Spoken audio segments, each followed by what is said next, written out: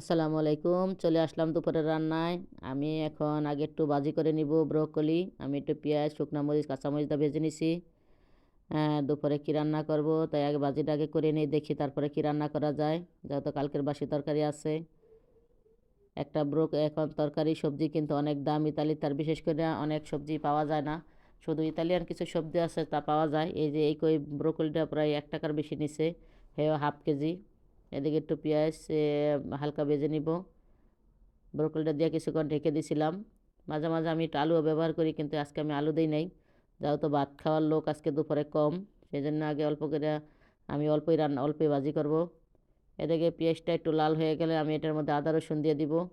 এখানে আমি আজকে একটু ডিপের শাক রান্না করব, কুমড়া শাক। কুমড়া শাকটা আজকে আমি ৩-৪ দিন আগে বাইরে নামায় রাখছি।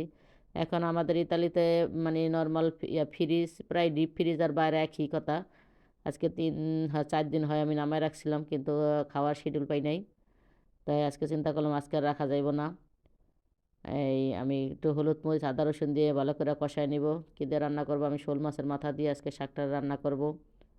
যাও তোর বাবা আর আমি খাইমু, কারণ হেরা আবার খাইব না এই বাঙ্গাচুরা, এই মাছ টাছ এগুলা। এরা আনাম মাছই খায় না, আর বাঙ্গাচুরা তো দূরেরই কথা। আমি ভালো করে মশলাটা কষায় নিব। দেশের মাসে শুনলে নাক ছিটকায়, কয় এই ডিপের জিনিস খায় কিভাবে। আমরা নিরুপায়, কিছু করার নাই। আমরা তো আর দেশের মাসের মতো তো সুখ নিয়ে আসি নাই। আমরা ডিপের জিনিসই খাইতে হয়। সিজনে খাই। যখন পাই তখন তাজাটা খাই। যখন অন সিজন, যখন তার সিজন না কোনো সবজির, এখন কিন্তু আমাদের অনেকেরই ডিপের জিনিস খাইতে হয়।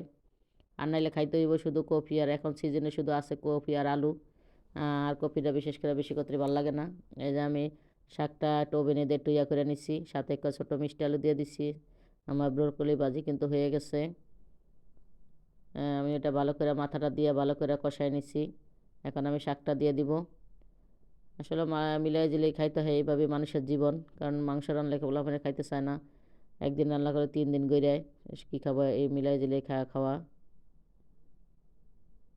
বিশেষ করে শাক পাতা এগুলো আমার আর আব্বুর আবার অনেক পছন্দ। যত মাছ মাংসই থাক, শাক পাতা ভাজি না হইলে কিন্তু আমাদের ভাত খেয়ে আবার মানে তৃপ্তি হয় না। ভালো করে কষায় নিব। কালকে রান্না করবো ইনশাল্লাহ ইলিশ মাছ দিয়ে ডাটা দিয়া, ডিপের ডাটা আছে ডাটা দিয়া। এই যে কালকে দেন শোল মাছ রান্না করছি, এই যে অর্ধেকই কিন্তু রয়ে গেছে গা। আর রাত্রে বিশেষ করে দুপুরে একবেলা ভাত খাইলে কেউ রাত্রে ঠিকমতো ভাত খেতে চায় না।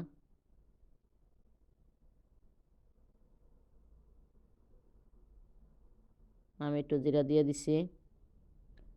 এখানে আমি সব কিন্তু মশলা দিয়ে দিছি, আদা রসুন জিরা হলুদ মরিচ, একটু ধনিয়া দিয়ে দিছিলাম যেহেতু শোল মাছের আমার তরকারিটা একটু গরম করে নিলাম। এই যে আমার চচ্চড়ি কিন্তু হয়ে গেছে।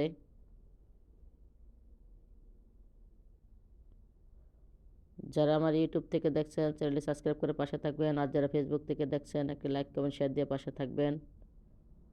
কষ্ট করে ভিডিওটি দেখেন, অবশ্যই আপনাদের অসংখ্য ধন্যবাদ। একটি কমেন্ট করে জানাবেন আপনাদের মন্তব্য।